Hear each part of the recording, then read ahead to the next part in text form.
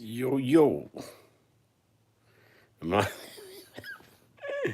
next level boxing talk. What's up, boxing fans? How y'all doing? Wonder if I'm live. Is my live? Am I going on? Yeah, I guess I'm live. Wow. Vaya la televisión. Look, ma, and you thought I would never amount to nothing. Hey, man, listen, man. I just want to talk a little bit about tonight's boxing events. And what a night for boxing, right? This was a hell of a night. I think the events did not disappoint, the main events, as far as their execution. But at the same time,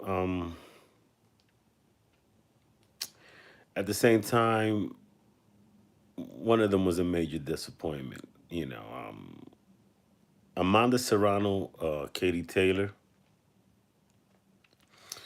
Amanda Serrano, Katie Taylor is a fight that I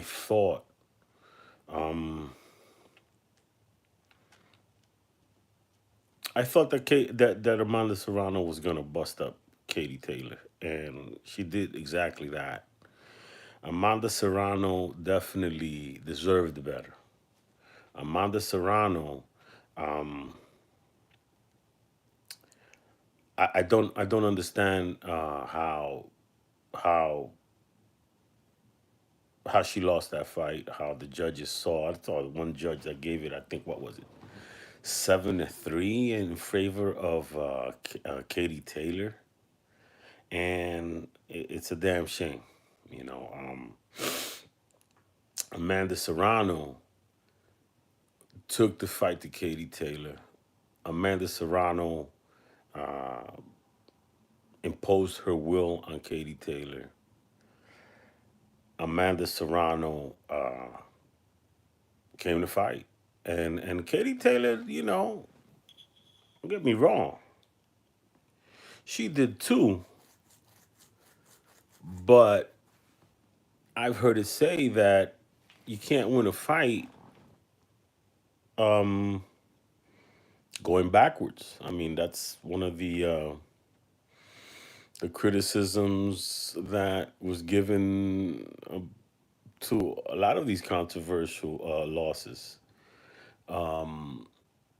where where f- let's say Oscar Valdez, Robinson Conceição, people that made an excuse for Oscar getting the nod in that fight, said that he got the nod that fight because he was able to come forward and put pressure on Robinson. Conceição wasn't there to be hit, and this and that and the third. Didn't stay in the pocket. Well, I think Katie Taylor did the same thing. I will say this. I think that Amanda Serrano did herself no favor by basically inviting herself to get hit. She had no respect for Katie Taylor's power, and she was dead set in showing that she didn't care about getting hit by a Katie Taylor punch. So she came forward. She wasn't defensively committed or defensively prudent in her attack, and she got hit unnecessarily. However, the punishment that she put on Katie Taylor was evident. The pressure she put on Katie Taylor was evident. And I think when you're scoring a fight, they say that these judges are judge what effective aggression. Well, you know, Amanda Serrano was effectively aggressive, in my estimation, and she did not get rewarded for that. She didn't get rewarded for that at all. Let me see. You guys got to give me a bit of a break here. It's the first time I ever go live on this channel, and I did want to talk about tonight's fight. But Amanda Serrano, I think that the term robbery is overused, but Amanda Serrano deserved to win that fight. She made the fight. Um, she was on the front foot all night, putting pressure on Katie Taylor. And Katie Taylor was the one that took the worst punishment. The harder punches were definitely landed by Amanda Serrano. Although, in some of those exchanges, it was hard to tell what was what because Amanda Serrano was landing some hellified body shots, not just upstairs. She wasn't just headhunting. She was committed to that body. And like I said, she was just dead set in demonstrating that she was going to be disrespectful of Katie Taylor's power, right? She was going to be disrespectful of Katie Taylor's power, and she disregarded her defense because of that. Having said that, I still had her winning. I still had her making the fight. I'm still I'm very upset with the scoring. You know, no way that Katie Taylor deserved 7 rounds or some lopsided. She didn't deserve 6 rounds. The most that fight could have been was a draw. The most. The absolute most that fight could have been. And sometimes, that's a cop out for a person who's saying, bitching and moaning about a certain result of a fight to say, oh, well, it could have been a draw at the most. That's kind of like a cop out. But in my case, nah, man, I don't believe it was a draw. But at the worst case scenario, that's all it could have been. And so there has to be a rematch. And it has to be immediate. There has to be a rematch. There has to be immediate. It has to be immediate. It should be a 50-50 split, even if it's in the UK. I think Amanda Serrano deserves a 50-50 split, even if it's in the UK. I heard that the split this time was 1.5 million Katie Taylor, 750,000 Serrano, and that can't fly for the next fight. Both these ladies have nowhere else to go. Nobody wants to see them fight anyone else but each other their next night out. And I think that Amanda Serrano getting 2 fights in a row at 135, she's gonna do a lot better in the second fight. And she did great in this fight. But I think she's gonna look at this videos, replay this fight, and see what she did wrong. And I think that it's Serrano who can make the adjustment. Serrano is the one that's gonna be able to make the adjustment. Katie Taylor can't do anything different than she did tonight. Amanda Serrano could at least uh, uh, uh, be more take a more defensive approach in her attack. Maybe parry more, maybe be more elusive coming in from different angles, get used to the weight. That's what Amanda Serrano could do in the next fight. Katie Taylor can't do anything else different in the next fight. That's a fact. And then, of course, let's move on to the Las Vegas event. Actually, let's step back to a beefy against who's this? Josie Way. Hey, ¿cómo está mi pana? Chilling aquí, di que haciendo live y vainita. Di que live, di que vaya a la televisión. Anyway, let me talk about beefy against Vargas, Jesse Vargas. Jesse Vargas needs to retire, man. Isan, what's up, my brother? How you doing, bro? I don't know how to work this thing. First time going live, so pardon me. Anyway, you know, Katie Taylor. What the fuck was I saying? Oh yeah, yeah, yeah. Jesse Vargas. Jesse Vargas, man. Oh man, that was sad. Jesse Vargas against what's his name? Liam Smith. That was sad. That was sad. Jesse Vargas caught a beat down. He looked like somebody that just came behind from out of the commentator from behind a table. He looked like he had been sitting behind a desk and got up and took off his suit and put on boxing gloves and went into the ring. He looks like he did. My brother, it's over for you, man. He it was like let me cash this last check is what it was about. Let me see. Taylor Serrano was amazing. Vargas is done, definitely done. It's over, finished, caputo. You know, um, and I hope that Vargas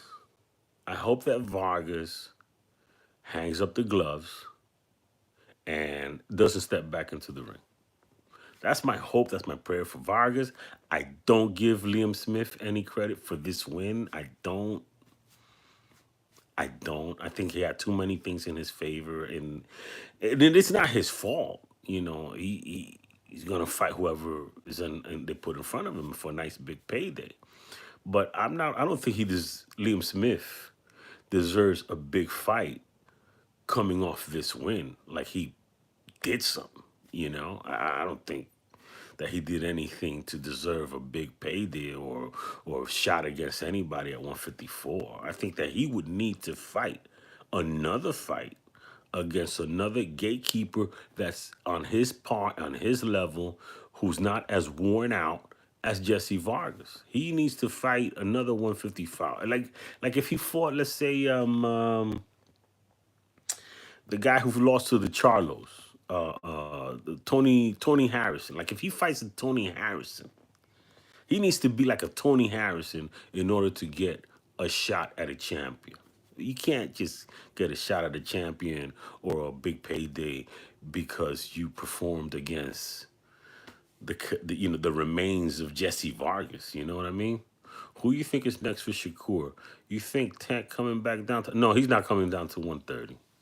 Tank can't make 130. Tank can hardly make 135, my brother. No way. Tank is probably going to campaign at 135, but he's definitely not going to see 130. What's going to happen with Shakur? I feel that Shakur is going to stay at 130 and wait for the 126ers to come up. He's going to beat up on a lot of those little good name champions from 126 moving up, and preferably with Mexican names. He's trying to rebuild the Floyd Mayweather blueprint for him, and he's executing it excellently. Like I said, Shakur Stevenson can hit hard.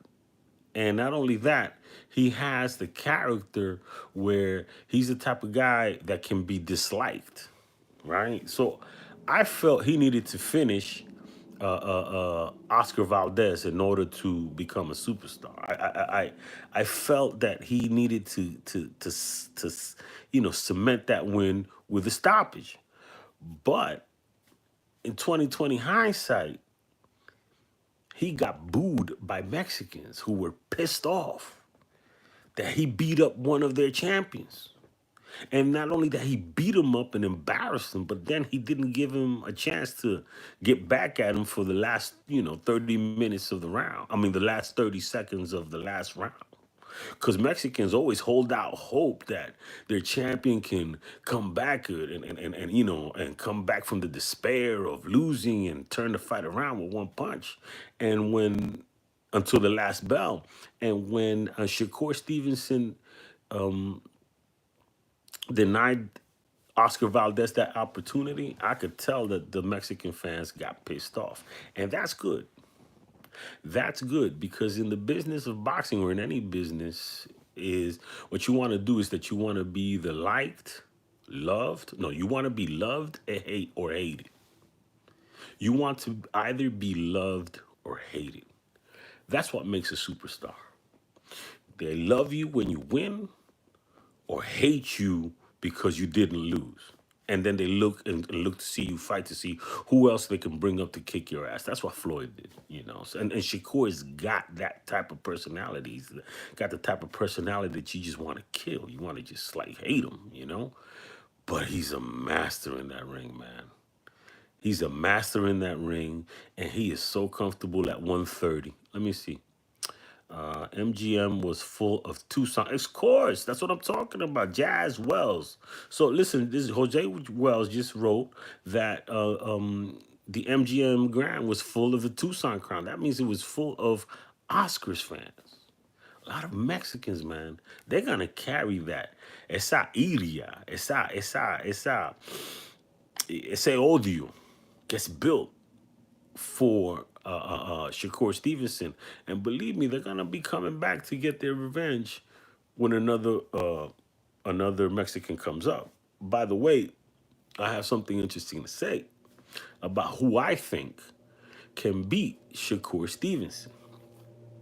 Hold on, and I'll tell y'all about that in a little bit. Was at MSG Miss Shakur versus Valdez. Got it on DVD. Oh wow, DVD. So anyway, you know, Shakur's got that type of personality. I'm gonna move on from the beefy Jesse Vargas fight in the event in New York and talk about the event at ESPN. First of all, let me just start off with Keyshawn Davis. Keyshawn Davis is a superstar. He's going. I'm thinking that what's going to happen in the making. Not that he's a superstar yet, like right now, but he's a superstar in the making. He's got a great personality and he's vicious in that ring. He reminds me of Terrence Crawford. He reminds me of Terrence Crawford, except that he doesn't, do the whole switching thing. But his style and his viciousness, the way he delivers, the punches, his body type, the way he stands, reminds me a lot of Terrence Crawford. He's like Terrence Crawford 2.0. And the thing about Keyshawn Davis is that Keyshawn Davis has personality, knows how to like answer a question in more than one word. He's comfortable in front of the mic. He doesn't, no tiene complejo. Because some people that are in front and aren't comfortable in front of the mic, it's just like they have like a bad self-image. And I think that that's what happened. Like somebody must have told Bud Crawford, yo, you a ugly black motherfucker. You're like, you a ugly Negro or something, He must feel ugly inside and doesn't like to be in front of the camera, feels shy, whatever. I don't know. Somebody's told him negativity and he's run with that. And it's gotten in the way of him being the superstar that he could be. But Keyshawn Davis doesn't suffer from that. Anyway, I think Terrence is teaching him how to box, but Keyshawn Davis could maybe teach Bud how to have a personality. As far as Shakur Stevenson, the one person that I think, and I think a lot of people are gonna say I'm crazy, but I think that the one fighter that can give him trouble is Emmanuel Navarrete. I know. I can hear the laughter. Whatever that one person, whoever you are, I know you're out there. And I think you're probably peeing in your pants. But I'm going to tell you why I think that Emmanuel Navarrete can give Shakur Stevenson problems. Emmanuel Navarrete brings volume, punches hard, has power, and is big for 126, so he too would fit comfortably at 130. The one thing that I give Navarrete as a weapon against Shakur is his awkwardness.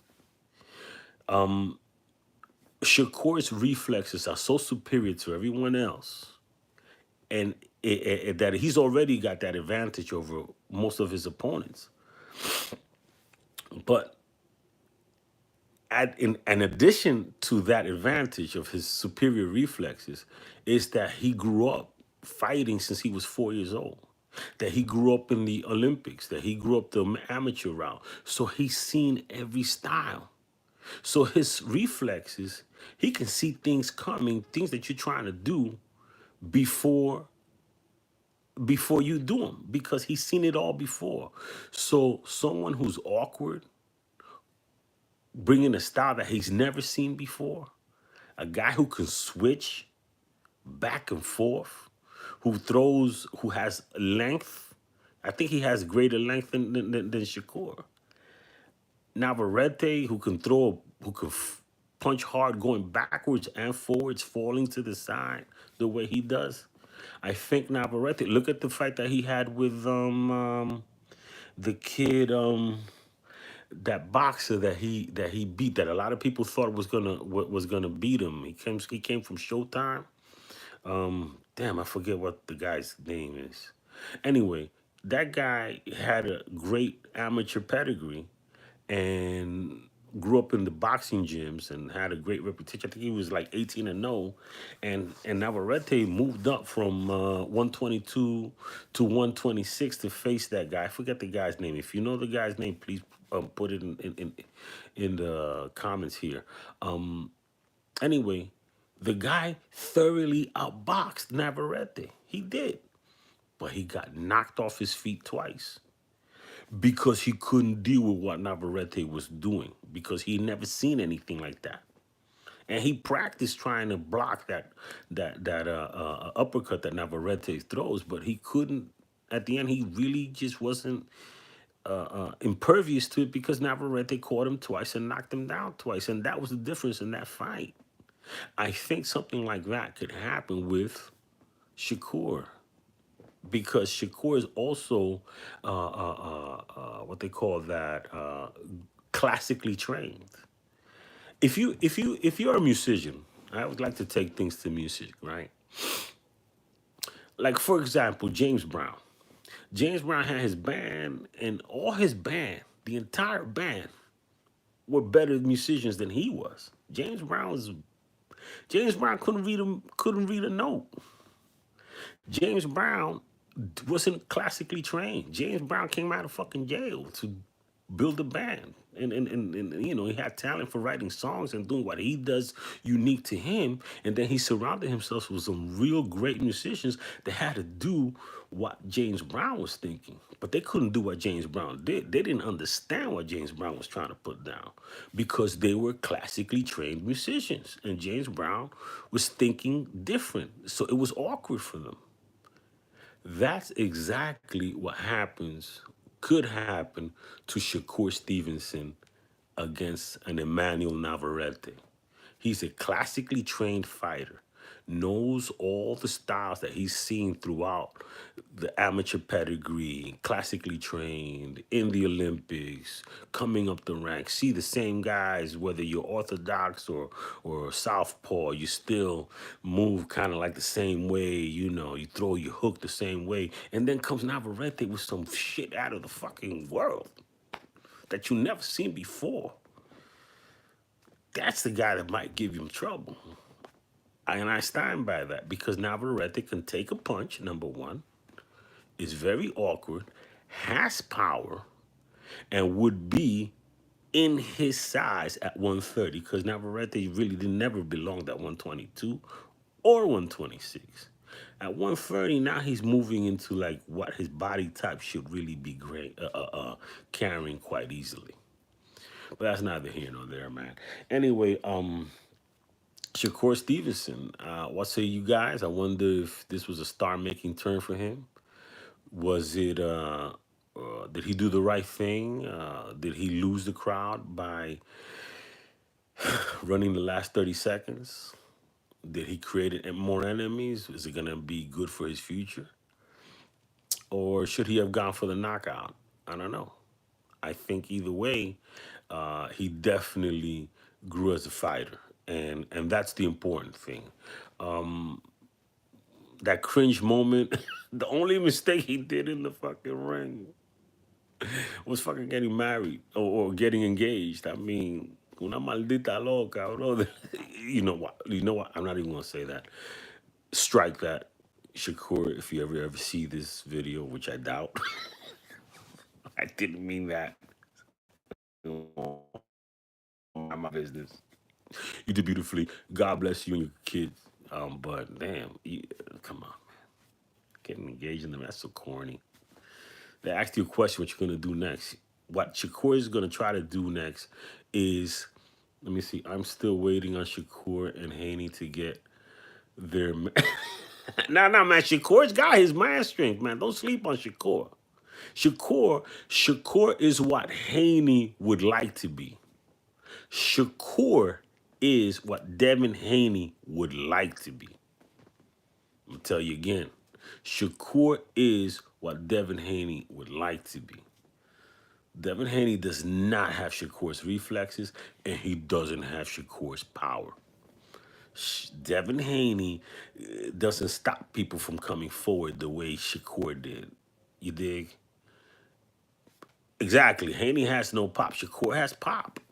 And Shakur can hit you with something that you don't see coming quite easily. You know. And Devin Haney, and Shakur is 3 times the boxer than Devin Haney is, man. He's 3 times. He's more defensive. He's much more slicker. You've never seen Shakur get hit by anything. You know, even he can be not hit by anything and still be in the pocket. The performance between that Shakur had against Oscar Valdez tonight was very reminiscent, in my book, of the performance that Floyd Mayweather had against Canelo Alvarez. People now saying once Haney moves up to 140, he'll have more. Who said that? Who the fuck said that? Man, Devin Haney ain't even gonna get past Cambosos, bro. Devin Haney's not even gonna get past Cambosos, bro.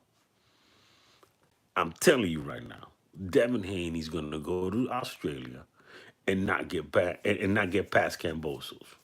First of all, Devin Haney's worrying about Charlo. ¿Qué piensas de Loma Shakur? It's a good fight. Loma Shakur. That's a good fight. I think Shakur would be getting Loma. I think Shakur has the reflexes to deal with Loma and the strength to deal with Loma at 130 or 135. What I see happening is that Haney's gonna lose to Cambosos, right? Top Rank is gonna either try to make Keyshawn Davis fight Cambosos in Australia, or they might even give Shakur the fight in Australia, but that's depending on what Loma does. Haney's gonna lose to Cambosos. Loma will then get a shot at Cambosos in Australia, and that'll be a 2-fight affair. In that meantime, while all that's happening, Shakur will have 2 fights, 2 or 3 fights at 130. What Top Rank's going to try to do is get one other of those belts that's out there. Hasagawa from Eddie Hearn. They got some people that can throw at Hasagawa, or make the deal against for Hasagawa with Eddie Hearn. Matchroom and Top Rank do business. They don't like each other, but Eddie Hearn is a businessman. And if they can do something that makes sense for Eddie Hearn, he'd rather do it than why not? He's not Al Heyman. So I can see Shakur getting a belt from them, or maybe they'll send Navarrete over to fight Asagawa and see what happens with that, and then they'll come and do a unification between Navarrete and Shakur, something along those lines. Top Rank has a lot of horses at 130. Let me see. I hope Cambosos wins because I feel Haney will drop those belts. Oh God, let me see. Shit, cancel. Oh yeah. So yeah. Yeah. Haney will drop those belts. Haney will drop those belts. What I think was going to happen with Haney is that Haney will lose to Cambosos, claim that he's not making weight, struggling making weight, and then he'll move up to 140, and then he'll get his clock cleaned at 140. That's what's going to happen to Devin Haney. We Devin Haney's gonna get his ass kicked a couple of times, right? Lose to Cambosos, claim weight issues, get a tune-up at 140, and then lose to Teofimo Lopez or get fed to Teofimo Lopez or whatever other 140 top ranks got up there holding a belt, maybe Chong Cepeda if he gets the belt, or if Taylor's around, whomever, and they'll make mincemeat out of Devin Haney. Devin Haney's going to leave this 3-fight deal with Top Rank as a gatekeeper. And I know y'all going to say I'm hating, but I really don't care. Anyway, yeah, man. So Shakur, you know, he's got a bright future. I see Shakur Navarrete developing. It's gonna be a hell of a fight. It is what it is, and it ain't what it ain't. I'm out. All right. How the hell do I get out of this thing? Okay. Bear with me. Hey, I'm stuck. I'm out. Peace. Later.